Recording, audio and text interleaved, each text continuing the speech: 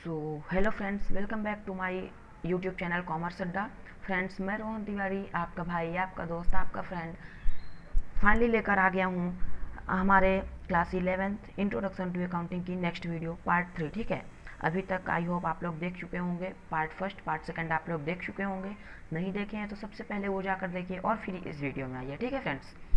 So friends, सबसे पहले तो मैं आपको थैंक्स बोलना चाहता हूँ। आपने इतना ज़्यादा प्यार दिखाया, मुझे इतना ज़्यादा सपोर्ट किया यार, दिल से थैंक्स यार भाइयों।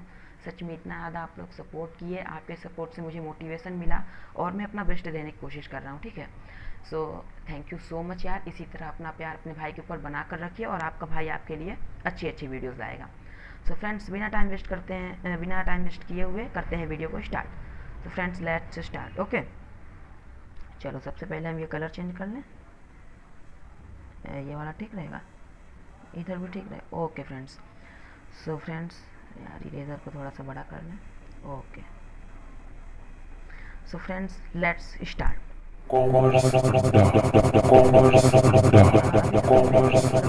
अकाउंटिंग में, इंट्रोडक्शन टू अकाउंटिंग में पार्ट फर्स्ट और पार्ट सेकंड में जो जो देखा आप उसे अच्छे से नोट्स बनाकर लिखे होंगे।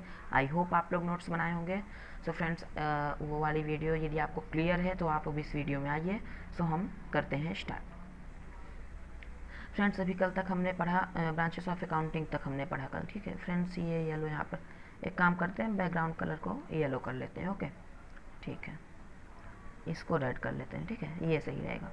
ओके फ्रेंड्स, तो अभी तक हमने कल तक क्या पढ़ा, ब्रांचेस ऑफ अकाउंटिंग तक पढ़ा। ठीक है फ्रेंड्स, आई होप आपको branches of accounting totally clear होगा। फाइनेंशियल अकाउंटिंग, कॉस्ट अकाउंटिंग और मैनेजमेंट अकाउंटिंग। फ्रेंड्स, आपको ये तीनों अकाउंटिंग क्लियर होंगे और आप ये वीडियो कल की देखे ही होंगे।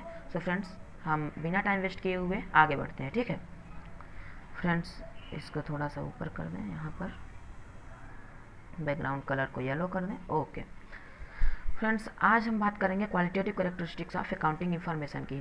फ्रेंड्स, सबसे पहले ये हमारे लिए जान लेना जरूरी है कि अकाउंटिंग इन्फॉर्मेशन क्या होती है। फ्रेंड्स, मैंने आपको स्टार्टिंग में ही बताया था, एक याद रखने का टूल कह सकते हैं, है ना, फार्मूला कह सकते हैं, IMRCSAC। ओके फ्रेंड्स, हमने ये बताया था identify, measuring, recording, classifying, summarising, analysing and after that communicating. Friends, ठीक है। सो भाइयों, अब हम क्या बात कर रहे हैं, अकाउंटिंग इंफॉर्मेशन को हम क्या करेंगे, कम्युनिकेट करेंगे। ठीक है, हम सबसे लास्ट वाले सी की, हम इन सबको इरेज कर देते हैं। फ्रेंड्स, अभी हम सिर्फ बात कर रहे हैं सबसे लास्ट वाले सी की। ठीक है, IMRCSA तक हो गया, हम बात कर रहे हैं सी की। ठीक है, लास्ट वाले सी इट मीन्स कम्युनिकेटिंग की। हम क्या करेंगे, हमारे जो वेरियस यूजर्स है, यूजर्स आप लोग जानते होंगे, मैंने आपको पिछली वीडियो में बताया था यूजर्स क्या होते हैं, कौन होते हैं ना, ये हमारे यूजर्स हो गए, हमारे इंटरेस्टेड पार्टीज हो गई, इनको हम क्या करेंगे, अपनी अकाउंटिंग इन्फॉर्मेशन कम्युनिकेट करेंगे। तो फ्रेंड्स, हम यहाँ पर यही बात करेंगे कि जो भी हम अपनी इन्फॉर्मेशन कम्युनिकेट करने जा रहे हैं उसकी हमारी कुछ कैरेक्टरिस्टिक्स होनी चाहिए, उसमें कुछ गुणवत्ता होनी चाहिए, उसमें ऐसी कौन सी क्वालिटेटिव कैरेक्टरिस्टिक्स होनी चाहिए, यही हम बात करेंगे फ्रेंड्स। ठीक है, आई होप आप लोग इतना समझ गए होंगे।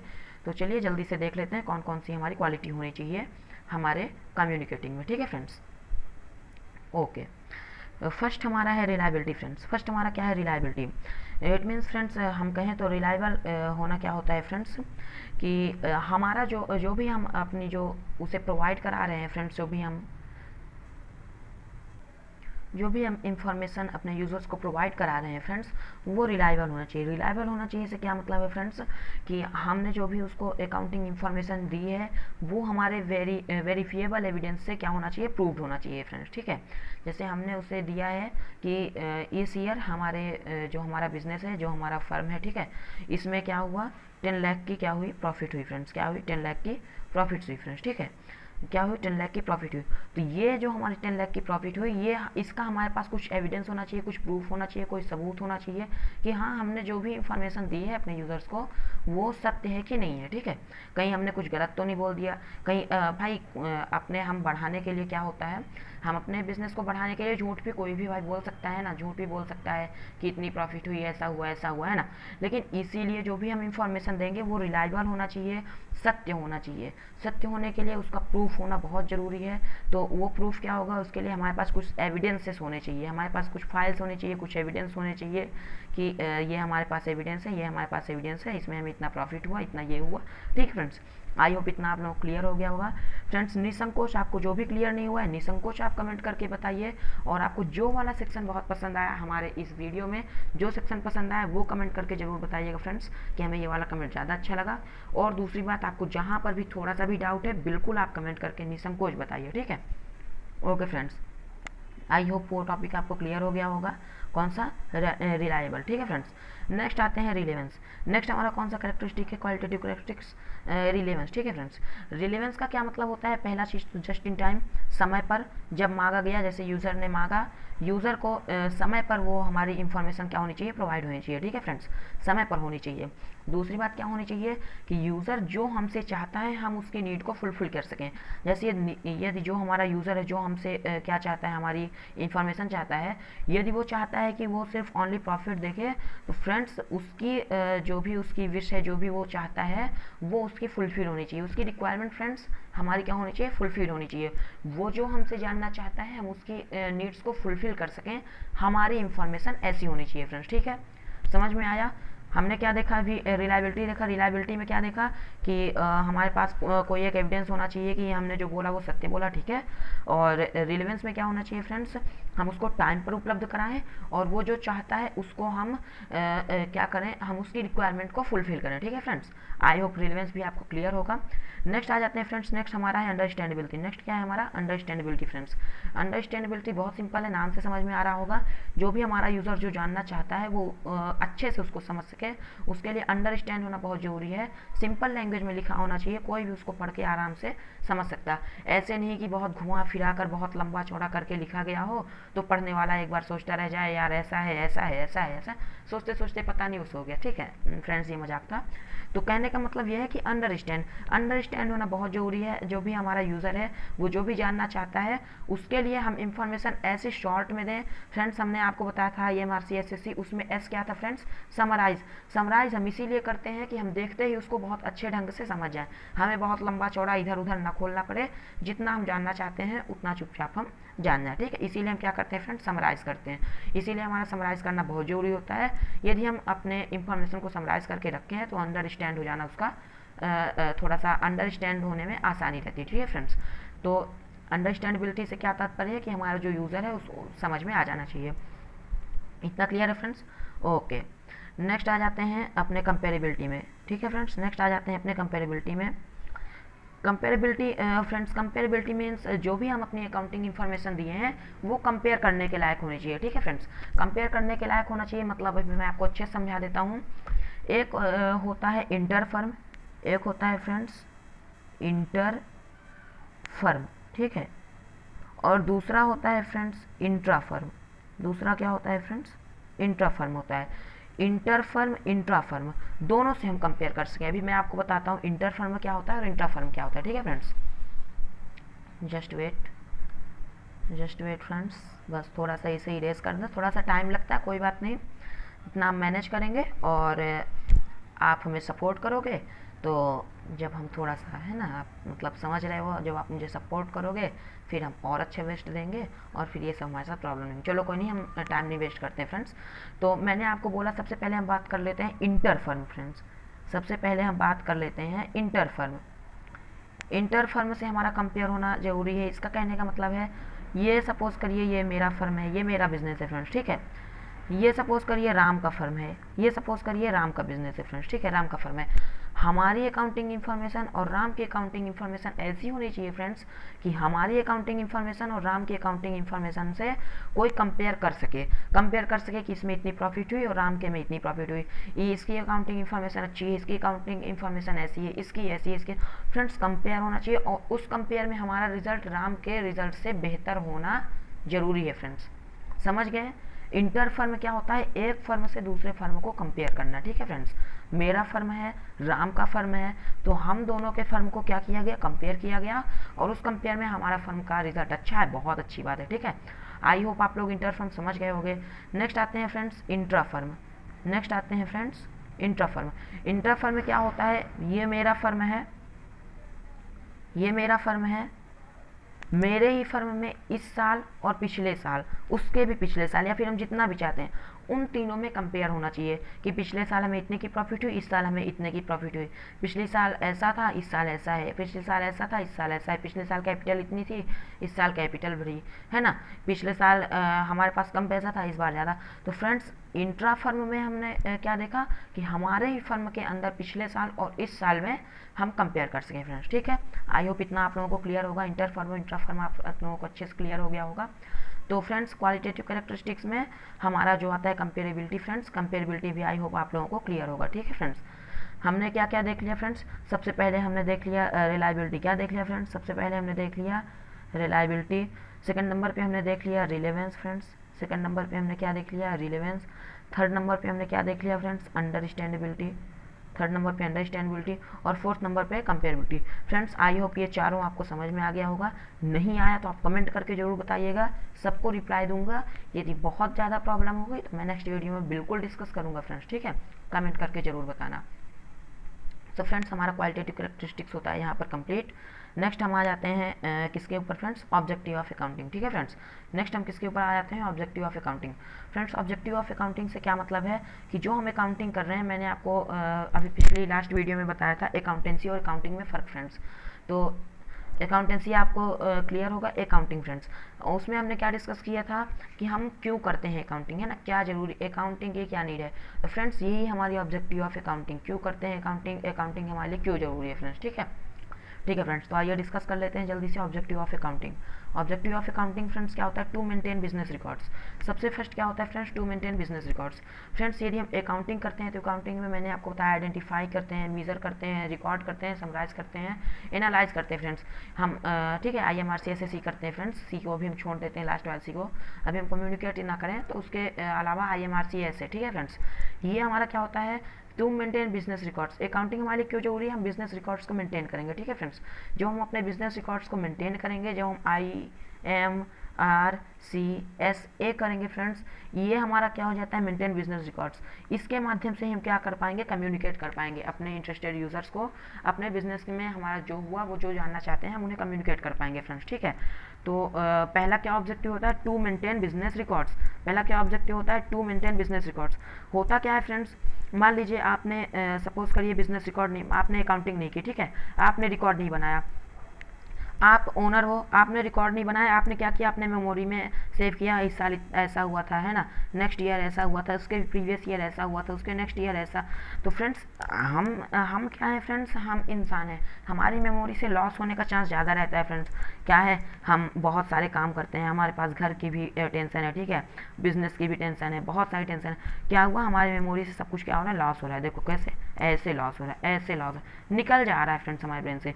लेकिन यदि हम उसे कहीं पर सेव करके रख लेते हैं, कहीं पर मेंटेन कर लेते हैं, हम उसके लिए कोई बुक बना लेते हैं, या फिर आजकल फ्रेंड्स कंप्यूटर है, लैपटॉप है, सेव करके रख लेते हैं, तो फ्रेंड्स वो क्या होगा, उसका मेमोरी नहीं लॉस होगा, हमारा मेमोरी लॉस हो जाएगा। हमको जब भी जरूरत पड़ेगी तुरंत हम खोलेंगे फ्रेंड्स। सपोज करिए हमने जर्नल बनाया, जर्नल आप लोग जानते होंगे फ्रेंड्स, बुक्स ऑफ अकाउंट को जर्नल कहते हैं।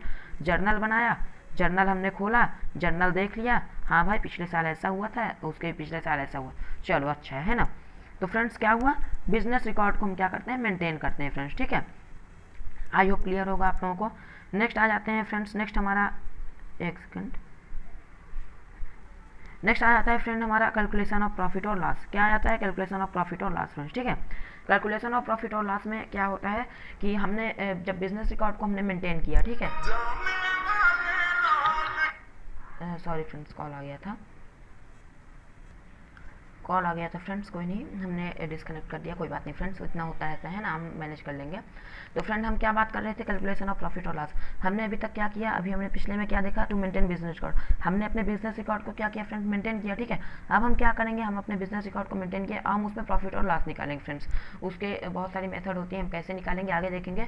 अभी हमारा क्या काम है, प्रॉफिट और लॉस, हमारी कंपनी को प्रॉफिट हुआ कि लॉस हुआ, हम ये देखेंगे फ्रेंड्स, ठीक है। बिजनेस रिकॉर्ड मेंटेन करने के बाद हमारा दूसरा ऑब्जेक्टिव क्या होता है अकाउंटिंग का, कि हमारे बिजनेस को प्रॉफिट हुआ कि लॉस हुआ फ्रेंड्स। बहुत जरूरी है ये हमें पता करना, क्योंकि यार हम बिजनेस कर रहे हैं अपने प्रॉफिट के लिए कर रहे हैं, यदि हमें प्रॉफिट नहीं होगा तो यार हम बिजनेस क्यों करेंगे, है ना। तो ये हमें पता करना बहुत जरूरी है, हमें प्रॉफिट हुआ कि लॉस हुआ फ्रेंड्स, ठीक है। इतना आई होप आप लोगों को समझ में आ गया होगा, है ना फ्रेंड्स। प्रॉफिट और लॉस हमारे अकाउंटिंग पीरियड में, हमारे इस ईयर में प्रॉफिट और लॉस कितना हो ये हम पता करते हैं, ठीक है। नेक्स्ट फ्रेंड्स आ जाते हैं, नेक्स्ट हमारा क्या है, to a certain financial position friends. क्या है, to a certain financial position, ठीक है friends. To a certain financial position, इसका मतलब क्या है फ्रेंड्स, हम अपने फाइनेंशियली, हम खुद को, मैंने भी आपको फाइनेंशियल के बारे में बताया था। फाइनेंशियल क्या होता है कि हम ये देखते हैं फ्रेंड्स कि हमारी फाइनेंशियल पोजीशन कहाँ है, हम अभी कहाँ हैं, हम बहुत नीचे हैं, ऊपर हैं, हमें फ़ायदा हो रहा है, लॉस हो रहा है, प्रॉफिट हो रहा है, ये सब फ्रेंड्स हम देखते हैं, हमारी एसेट और लाइबिलिटीज़, ठीक है फ्रेंड्स। देखिए मैं आपको अच्छे से थोड़ा समझा देता हूँ। To a certain financial position friends, नाम से समझ में आता होगा, हम अपनी फाइनेंशियल पोजीशन को जांचते हैं, ठीक है।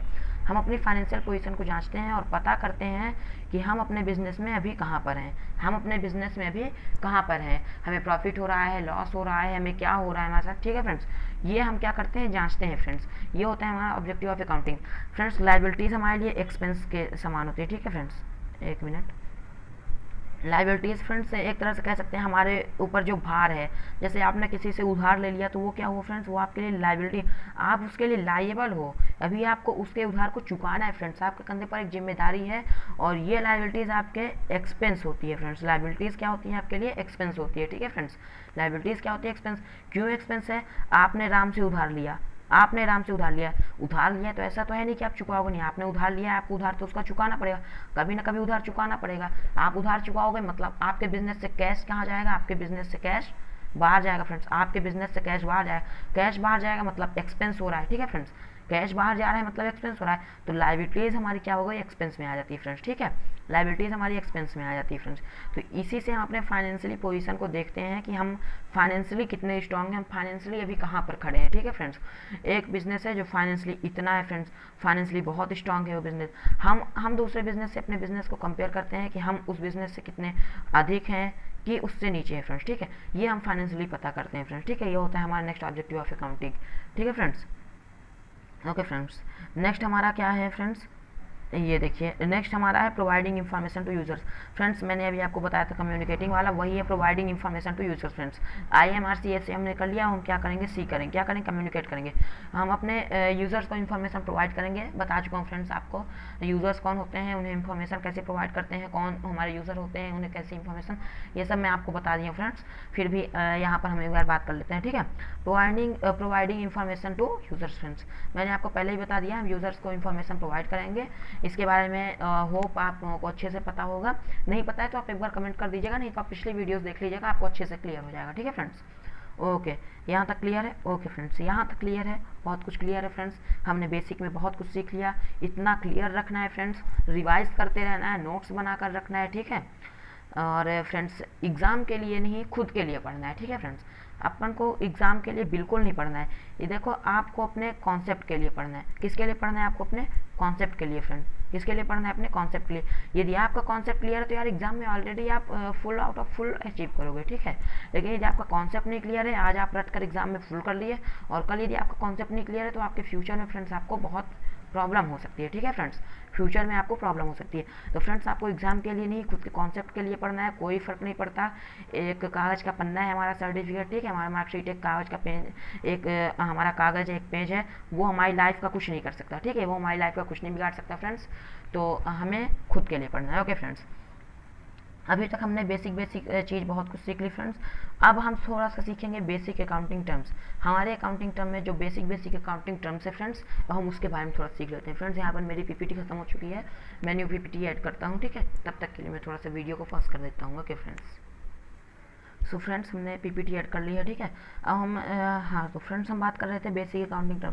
फ्रेंड्स अभी तक आपने जो पढ़ा उससे अच्छे से ध्यान रखिएगा। अब हम थोड़ा सा मेन में आ रहे हैं, ठीक है फ्रेंड्स। अभी तक हमने जो पढ़ा वो हमारा क्या था, बेसिक था, ठीक है, वो हमारा बेसिक था। अब हम जो पढ़ेंगे ये हमें आगे बहुत काम देगा, तो फ्रेंड्स इसको थोड़ा ध्यान से हमें पढ़ना है, ठीक है।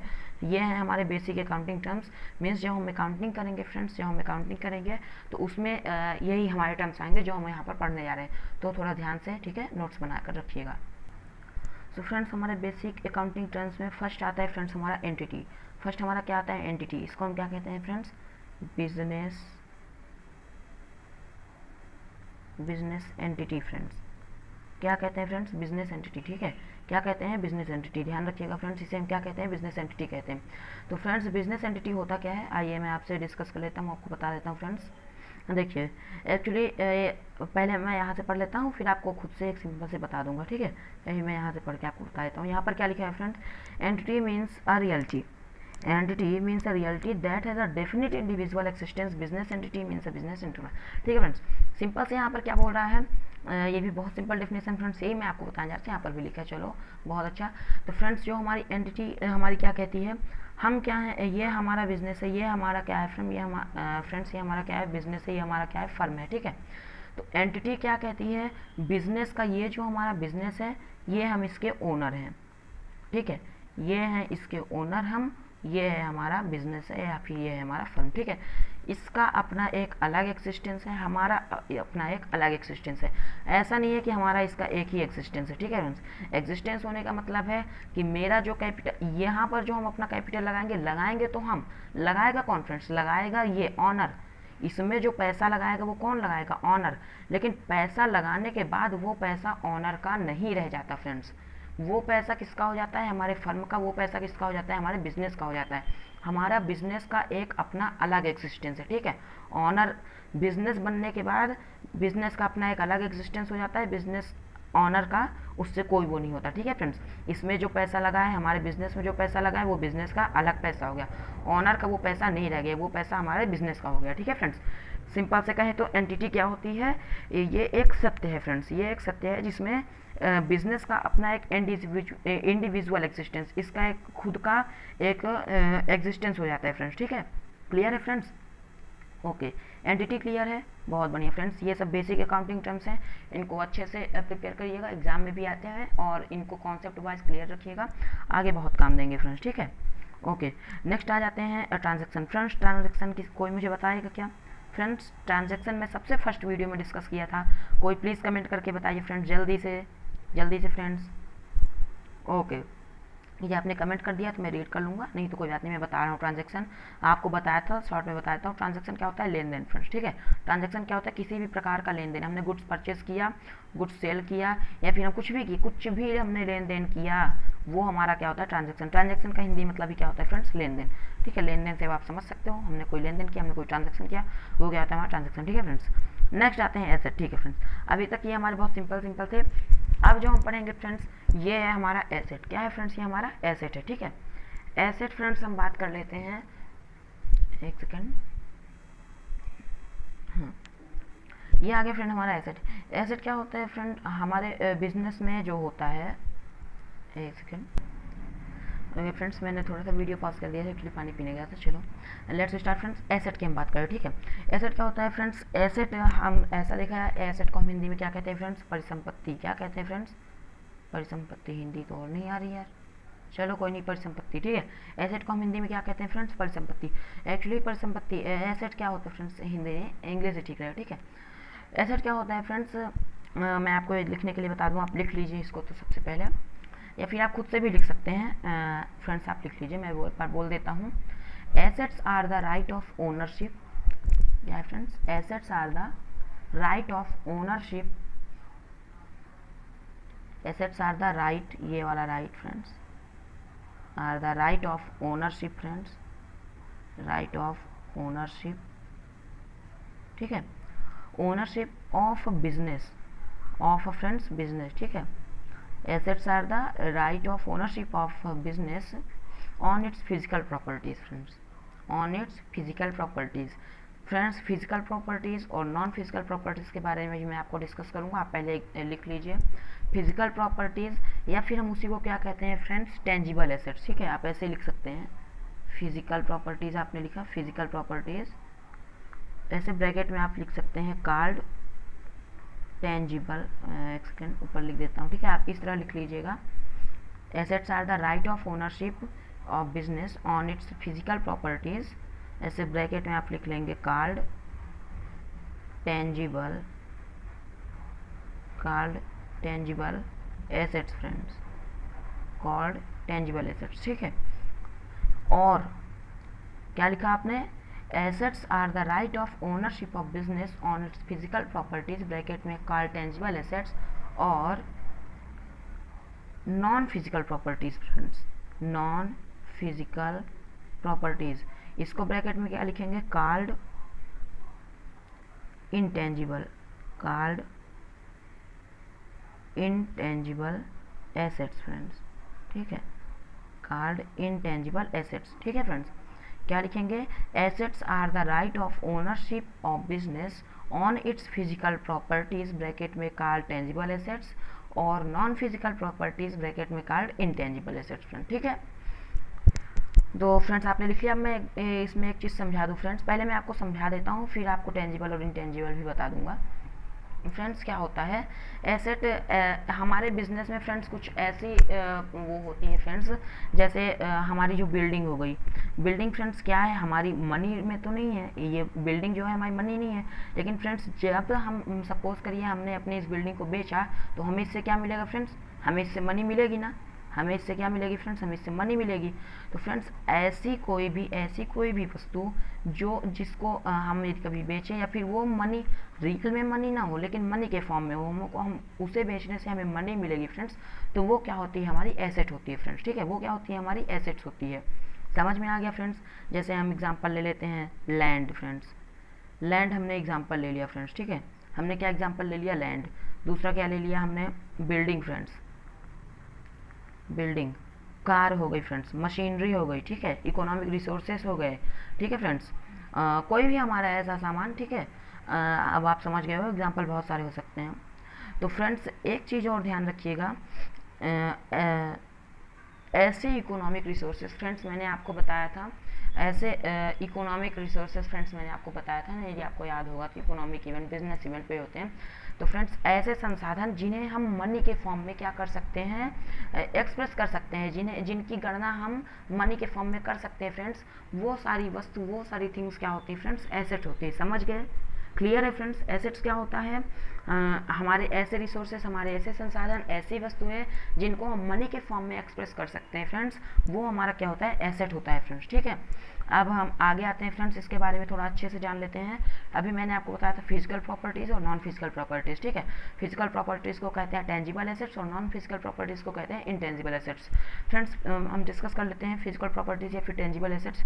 फ्रेंड्स टेंजिबल एसेट्स हमारे ऐसे एसेट्स होते हैं, टेंजिबल एसेट्स फ्रेंड्स हमारे ऐसे एसेट्स होते हैं जो लंबे समय तक के लिए होते हैं, ठीक है फ्रेंड्स। लंबे समय तक के लिए हमारी लैंड हो गई फ्रेंड्स, ठीक है, बिल्डिंग हो गई हमारी फ्रेंड्स, कार हो गई, मशीनरी हो गई, ये हमारे कैसे एसेट्स हैं जो थोड़ा लंबे समय तक चलते हैं, ठीक है फ्रेंड्स। ये हमारे कैसे एसेट्स हैं जो थोड़ा लंबे समय तक चलते हैं, ठीक है।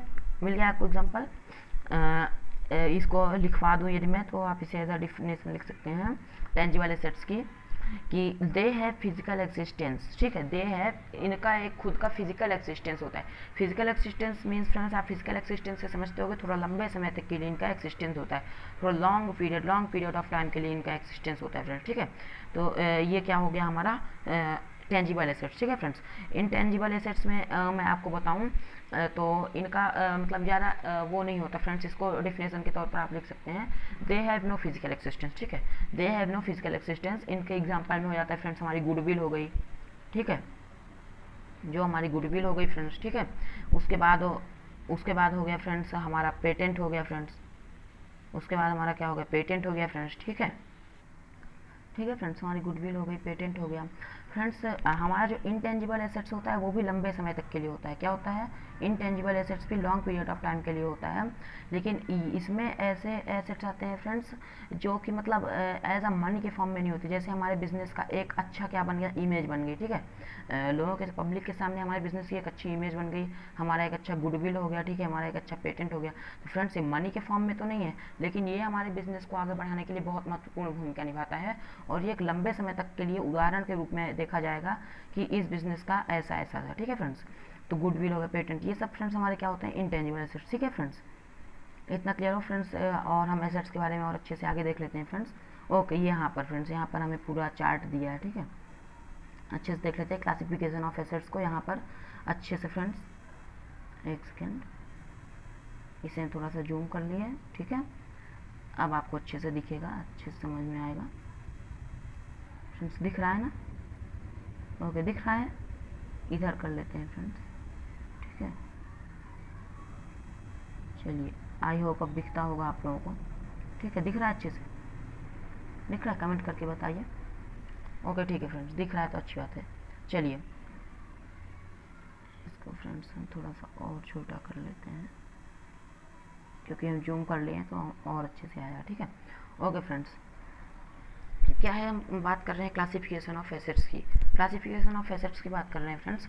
तो एसेट को हम दो भाग में क्लासीफाई करते हैं। एसेट को हम दो भाग में, नॉन करेंट एसेट और करेंट एसेट फ्रेंड। ठीक है, करेंट एसेट और नॉन करेंट एसेट में क्या फ़र्क है फ्रेंड? करेंट एसेट मीन्स जो अभी हमारे बिजनेस में जो रन हो रहा है, अभी करेंट टाइम, प्रेजेंट टाइम पर हमारे बिजनेस में जो रन हो रहा है, उसमें जो जो एसेट है वो आती है हमारे करेंट एसेट के अंतर्गत। और नॉन करेंट एसेट जो अभी के लिए नहीं, बाद के लिए या पहले के लिए जो भी है, वो होता है हमारा नॉन करेंट एसेट। समझ में आ गया फ्रेंड्स? इतना समझ में आया करेंट एसेट और नॉन करेंट एसेट? ठीक है, इतना समझ में आया तो आइए अब हम बात कर लेते हैं पहले करेंट एसेट के बारे में। करेंट एसेट में क्या क्या होता है फ्रेंड्स, इसको थोड़ा सा ऊपर कर दें। करंट एसेट के अंतर्गत फ्रेंड्स इतने सारे आ गए। ठीक है, करंट एसेट के अंतर्गत हमारे ये हैं: current investment, inventories, trade receivable, cash and cash equivalents, short term loans, other current asset. ठीक है फ्रेंड्स, ओके, आइए हम इसके बारे में अच्छे से एक एक करके जान लेते हैं फ्रेंड्स। करंट इन्वेस्टमेंट फ्रेंड, हमारा करंट इन्वेस्टमेंट क्या है? हमने जो भी इन्वेस्टमेंट किया है अपने बिजनेस में, अभी अपने बिजनेस में हमने इस ईयर, अपने करंट ईयर के लिए, हमारा जो हमारा करंट फाइनेंशियल ईयर चल रहा है, हम इस करंट ईयर में जो भी इन्वेस्टमेंट किए हैं वो हमारा किसके अंतर्गत आ जाता है फ्रेंड्स? करंट इन्वेस्टमेंट के अंतर्गत। क्लियर है फ्रेंड्स? हमने इस अकाउंटिंग ईयर में जो भी इन्वेस्टमेंट किया है वो हमारा आ गया करंट इन्वेस्टमेंट के अंतर्गत। ठीक है, इन्वेंट्रीज फ्रेंड्स, इन्वेंट्रीज मीन्स हमारा जो स्टॉक है, हमारा करंट ईयर का हमारा जो स्टॉक है फ्रेंड्स, मतलब हम कहें तो जो अभी पिछले साल जो हमने प्रोडक्शन किया है उसका, या फिर जो भी हमने सेल किया है फ्रेंड्स, उसमें जो हमारा अभी बचा है। स्टॉक क्या होता है फ्रेंड्स? स्टॉक आप लोगों को पता होगा। ठीक है, इन्वेंट्री को ही हम स्टॉक कहते हैं, नहीं पता तो मैं आपको एक बार बता देता हूँ। स्टॉक को, इन्वेंट्री को हम क्या कहते हैं फ्रेंड्स? स्टॉक कहते हैं। इन्वेंट्री को क्या कहते हैं फ्रेंड्स? स्टॉक। ठीक है, स्टॉक क्या होता है फ्रेंड्स? हमारा बचा हुआ माल। बचा हुआ माल मीन्स कहें तो हमने क्या किया, गुड प्रोडक्शन किया गुड्स को। ठीक है, यहाँ पर हमने क्या किया, गुड्स का प्रोडक्शन किया फ्रेंड्स। यहाँ पर हमने क्या किया, गुड्स का प्रोडक्शन किया। ठीक है, अब हमने क्या किया, इसको सेल करना शुरू किया। मान लीजिए हमने मोबाइल, सपोज करिए मैंने मोबाइल का प्रोडक्शन किया है। ठीक है, मैंने मान लीजिए 100 मोबाइल बनाई, जिनमें से 85 मोबाइल मेरी क्या हो गई, निकल गई मीन्स कहे तो सेल हो गई। ठीक है, मैं आपको अपने लैंग्वेज में, मीन्स बिजनेस लैंग्वेज नहीं, आपको समझाने के लिए अपने करेंटली लैंग्वेज में बात कर रहा हूँ। मैं भी आपका फ्रेंड हूँ, आपको समझने में ज़्यादा अच्छा होगा, है ना। तो फ्रेंड क्या है कि मैंने मोबाइल फ़ोन का प्रोडक्शन किया। ठीक है, और मेरी कंपनी ने मोबाइल फ़ोन का प्रोडक्शन किया, जिसमें से इस साल का हमारा टारगेट था कि हम 100 मोबाइल क्या करेंगे, बेचेंगे। हमने क्या किया, 100 मोबाइल फ़ोन बनाया, जिसमें से हमारा अकाउंटिंग ईयर खत्म हो गया और हमारी कितनी मोबाइल सेल हुई, 85 मोबाइल सेल हुई। ठीक है फ्रेंड्स, और हमारी अभी कितनी मोबाइल बच गई, 15 मोबाइल्स हमारी बच गई, 15 मोबाइल्स अभी हमारी बची हैं फ्रेंड्स। ठीक है, तो ये 15 मोबाइल्स जो हैं, ये 15 मोबाइल्स हमारी क्या हो जाती हैं फ्रेंड्स, स्टॉक। ये 15 मोबाइल्स हमारा क्या हो जाता है, स्टॉक। और स्टॉक को ही हम क्या कहते हैं फ्रेंड्स, स्टॉक को ही हम क्या कहते हैं, इन्वेंट्री। ठीक है, हमारी ये जो 15 मोबाइल जो बच गई फ्रेंड्स, ये इसके बाद जो हमारी 15 मोबाइल बच गई, ये 15 मोबाइल हमारी क्या हो जाती है फ्रेंड्स, स्टॉक, या फिर कहें तो यही हमारी हो जाती है फ्रेंड्स इन्वेंट्री। ठीक है, समझ में आ गया फ्रेंड? स्टॉक और इन्वेंट्री समझ में आ गया। स्टॉक को ही इन्वेंट्री कहते हैं। ठीक है, स्टॉक समझ में आ गया तो इन्वेंट्री समझ में आ गया। ठीक है फ्रेंड्स, ओके ओके, यदि ये समझ में आ गया तो आपको इन्वेंट्री समझ में आ गई। करंट एसेट की इन्वेंट्री मीन्स अभी जो हमारा स्टॉक बचा था। ठीक है, ओके, ट्रेड रिसीवेबल फ्रेंड्स, जो हमें रिसीव हुआ है, ट्रेड यानी व्यापार। ठीक है, व्यापार से जो हमें रिसीव हुआ इस ईयर जो भी हमें मिला है। ठीक है फ्रेंड्स, इस ईयर हमें जो भी मिला है, ट्रेड रिसीवेबल मीन्स कहें तो हमने 100 मोबाइल बनाई थी। ठीक है, हमने 100 मोबाइल बनाई थी, 85 मोबाइल क्या हो गई, सेल हो गई। इनसे हमें क्या मिला, इस 85 मोबाइल से हमें कितना पैसा मिला, हमें कितना प्रॉफिट हुआ, ये हमारा आ जाता है फ्रेंड ट्रेड रिसीवेबल के अंतर्गत। आई बात समझ में फ्रेंड्स? ट्रेड रिसीवेबल क्या होता है, हमारा हमने जो भी गुड्स को सेल किया है उससे हमें क्या रिटर्न मिला। ठीक है, okay friends, cash and cash equivalent friends वही है, हमें क्या कैश मिला, कैश इक्विवेलेंट फिर या तो कहें हमें कितना उधार में भी है या फिर हमें कितना कैश मिला। ठीक है, समझ में आ गया। शॉर्ट टर्म लोन, ठीक है फ्रेंड्स, हमसे किसी ने लोन ले लिया शॉर्ट टर्म के लिए, बहुत समय के लिए नहीं, शॉर्ट टर्म के अंतर्गत आ जाता है फ्रेंड्स 1 महीना 3 महीना। ठीक है फ्रेंड्स, लॉन्ग टर्म के लिए नहीं लिया है। ठीक है, शॉर्ट टर्म के लिए हमसे लोन लिया या फिर किसी ने हमसे हमें एडवांस दे दिया है। ठीक है, तो ये सब हमारा शॉर्ट लोन या एडवांस के अंतर्गत आ जाता है। या फिर अदर करेंट एसेट। ठीक है, अदर करेंट एसेट इतना फ्रेंड्स, इतना ज़्यादातर इतना ही होता है हमारे करेंट एसेट में। ठीक है, अदर करेंट एसेट आपको बहुत कम देखने को मिलेगा, जब मिलेगा मैं आपको बता दूंगा। ठीक है फ्रेंड्स, ओके फ्रेंड्स, वीडियो कितनी हो गई, बहुत लंबी हुई जा रही है फ्रेंड्स, ये वीडियो तो बहुत लंबी हुई जा रही है। फ्रेंड्स क्या यहाँ पर रख दिया जाए। चलो ये वाला टॉपिक कंप्लीट करें, नॉन करंट एसेट भी बता देते हैं, ठीक है। नॉन करंट एसेट में फ्रेंड हमारा आता है फिक्स्ड एसेट। नेक्स्ट है क्या, ठीक है फ्रेंड्स, हाँ ठीक है, चल हाँ ठीक है फ्रेंड्स। नॉन करंट एसेट, अभी तक हमने करंट एसेट डिस्कस कर लिया। नॉन करंट एसेट फ्रेंड हमारा आता है फिक्स्ड एसेट के। नहीं फ्रेंड, आज इतनी वीडियो बहुत बहुत लंबी हो जाएगी फ्रेंड्स, आज इतनी ही रखते हैं, ठीक है फ्रेंड्स। चलिए कल से हम स्टार्ट करेंगे नॉन करंट एसेट के, ठीक है फ्रेंड्स। कल से हम हमारा अभी यहाँ करंट एसेट का कंप्लीट हो चुका है। कल से हम क्या स्टार्ट करेंगे फ्रेंड, नॉन करंट एसेट से हम कल से स्टार्ट करेंगे, ओके फ्रेंड्स। तो फ्रेंड्स बताइएगा वीडियो कैसी लगी, ठीक है। वीडियो कैसी लगी, कैसा लगा आपको मेरा पढ़ाना कैसा लगा, ठीक है। लाइक ज़रूर कर दीजिएगा फ्रेंड्स, लाइक करोगे मोटिवेशन मिलेगा और अच्छी वीडियो बनाऊंगा, आपको और अच्छा प्रॉफिट होगा, ठीक है। अपने भाई के लिए एक लाइक दबा देना, सब्सक्राइब कर देना चैनल को।